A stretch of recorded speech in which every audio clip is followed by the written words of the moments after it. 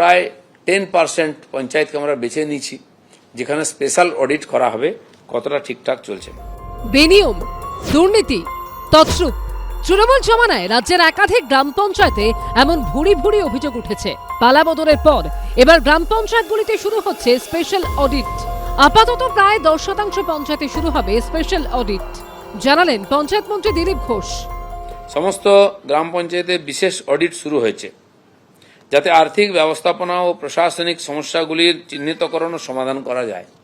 নিয়মিত অডিট হয়, তার ব্যবস্থা আছে, কিন্তু তারপরেও আপনারা দেখছেন এত অনিয়মিততা হয়েছে, দুর্নীতি হয়েছে। তাই বর্তমান পরিস্থিতিতে সমস্ত এই 3339টা পঞ্চায়েতে ইমিডিয়েট অডিট করা সম্ভব নয়। তাই প্রায় 10% পঞ্চায়েতকে আমরা বেছে নিয়েছি, যেখানে স্পেশাল অডিট করা হবে কতটা ঠিকঠাক চলছে। পঞ্চায়েত দপ্তরে কর্মরত কোনো কর্মী বা আধিকারিক এক জায়গায় 3 বছরের বেশি থাকলে তাকে অবিলম্বে বদলি করা হবে বলে জানালেন পঞ্চায়েত মন্ত্রী। যাতে স্বচ্ছভাবে এই কাজ হয়, তার জন্য কিছু আমরা ব্যবস্থা নিয়েছি। জেলা শাসকদের নির্দেশ দেওয়া হয়েছে যে একই স্থানে 3 বছরের বেশি সময় ধরে কর্মরত পিআরআই কর্মীদের বদলি করতে হবে। এরকম প্রায় 1100-এর বেশি কর্মী আছেন, যাদেরকে এই মাসেই ট্রান্সফার হবে। পঞ্চায়েতের 3টি স্তরে বর্তমানে 11,000-এর বেশি পদ খালি রয়েছে। এর মধ্যে গ্রাম পঞ্চায়েতে 9,936, পঞ্চায়েত সমিতিতে 660 এবং জেলা পরিষদে 558। এর মধ্যে মন্ত্রিসভার বৈঠকে 6,536টি পদে নিয়োগের অনুমোদন মিলেছে বলে জানিয়েছেন পঞ্চায়েত মন্ত্রী।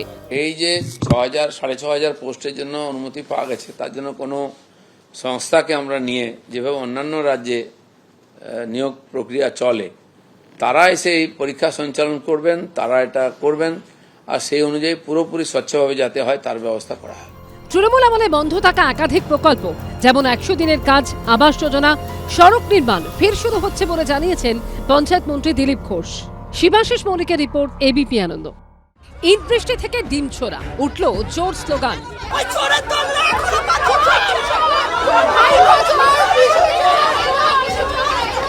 বৃহস্পতিবার এভাবেই ধুমধুমা বাঁধল টালিগঞ্জের টেকনিশিয়ান স্টুডিও চত্বরে। বুধবারই পুরনো ফেডারেশন ভেঙে নতুন কনফেডারেশন গড়ার ঘোষণা করেছেন টালিগঞ্জের বিজেপি বিধায়ক পাপিয়া অধিকারী। টেকনিশিয়ান স্টুডিওতে কলাকুশলীদের সঙ্গে বৈঠকে ডি কিউব মডেলের ঘোষণা করেন তিনি। ডি কিউব মানে ডিলিট করা, চিহ্নিতকরণ করা। ডিলিট করা মানে নিজে থেকে বাদ হয়ে যাবেন, আমরা বাদ দিতে চাই না নিজে থেকে। এবং ডিপোর্ট, যেখানে আপনাদের কাজের সুবিধা সেখানে গিয়ে কাজ করবেন, এখানে আপনাদের কোনো জায়গা হবে না। এরপরই টলিপাড়া প্রোডাকশন গিল্ডের সম্পাদক মোহাম্মদ হাসান সহ সম্পাদক নিরুপম দের পদত্যাগের দাবি ওঠে। এদের মানুষ ভোট দিয়ে হারিয়েছে, এরা এটা এখনো মেনে নিতে পারছে না। সব চোর, সব চোর। হাসান বলে যে ছেলেটি আছে, তার নেতৃত্বে এগুলো হচ্ছে হাসান আর বাবাই। ওরা এখনো নোংরামি চালিয়ে যাচ্ছে। বৃহস্পতিবার এই নিয়ে কলাকুশলীদের বৈঠক ছিল। অভিযোগ, সেই বৈঠকে মোহাম্মদ হাসান ও নিরুপমদের গোষ্ঠীর সঙ্গে বচসা শুরু হয় বিরুদ্ধ গোষ্ঠীর কলাকুশলীদের। দুপক্ষই একে অপরের বিরুদ্ধে হামলা চালানোর অভিযোগ করে। এই ঢিল এখান থেকে ছুটছে, আপনারা নিশ্চয়ই দেখেছেন, লক্ষ্য করেছেন। ডিম ইট, এরা পাথর ছুটছে। এরা 15 বছর নোংরামি করেছে। প্রত্যেকের গায়ে দেখুন ডিম ছুঁড়েছে, ইট ছুঁড়েছে।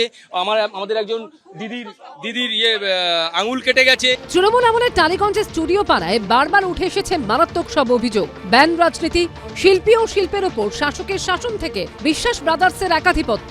এবার সেই সিন্ডিকেট ভাঙতে কড়া বার্তা দিয়েছেন টালিগঞ্জের বিজেপি বিধায়ক। 2-3 জন অত্যাচারী যদি বেরিয়ে যায়, তো আমি বিশ্বাস ব্রাদার্সদের কিছু বলছি না, ওরা এখন নেই, ওরা কোনোভাবে নেই। কিন্তু যে ফ্র্যাঙ্কেনস্টাইন তৈরি হয়েছে, তারা তো সাংঘাতিক, তাদেরকে সরাতেই হবে। আমরা চিহ্নিতকরণ করেছি, আমরা তাদেরকে বলেছি সরে যেতে, এবং যেখানে ইচ্ছা যাক। আপনারা তন্ন করে খোঁজ করলেও কোনো অ্যালিগেশন দেখাতে পারবেন না। দিদিকে যারা ভুল বোঝাচ্ছে, আপনারা আমাদের হয়ে বলুন যে দিদি, আমরা যা শুনলাম, ওরা বলছে আপনাকে ব্যান করতে হবে না, আপনারা যদি তথ্য প্রমাণ দেন, ওরা কার্ডটা জমা দিয়ে চলে যাবে। তাৎপর্যপূর্ণ বিষয় হলো, বৃহস্পতিবার শিবপুরের বিজেপি বিধায়ক রুদ্রনীল ঘোষের সঙ্গে বৈঠক করেন নিরুপম দে ও মোহাম্মদ হাসান। ব্যান কালচারের পক্ষে কখনো পর্যন্ত আগের সরকার যে অরাজকতার পরিবেশ তৈরি করেছিল, বর্তমান সরকার, আমাদের প্রিয় মুখ্যমন্ত্রী কখনো সেই বিষয়ের সঙ্গে কখনো সহমত পোষণ করেন না। তিনি চান সবাই মিলে তার যোগ্যতার বেসিসেই কাজ করবে। সম্মানীয় মুখ্যমন্ত্রীর কাছে চিঠি যাওয়ার জন্য তথ্য সংস্কৃতি দপ্তরে জমা পড়েছে। সম্মানীয় মুখ্যমন্ত্রী নিশ্চয়ই এই বিষয়ে আলোকপাত করে এমন একটা সিদ্ধান্ত জানাবেন যাতে সকলে সুন্দরভাবে কাজ করতে পারেন ভয়ভীতিহীনভাবে। তৃণমূল জমানায় পথের পাঁচালী তৈরির ইতিহাস নিয়ে তৈরি প্রয়াত অনিক দত্তর ছবি অপরাজিত লন্ডনে শো টাইম পায়নি। সরকার বদলের পর এবার সেই লন্ডনেই অপরাজিত ছবির স্পেশাল স্ক্রিনিং এর ব্যবস্থা করা হয়েছে। শুক্রবার থেকে 3 দিন লন্ডনে দেখানো হবে এই ছবি। মনামি রায়, এবিপি আনন্দ, কলকাতা। এবিপি আনন্দ, এগিয়ে থাকে, এগিয়ে রাখে।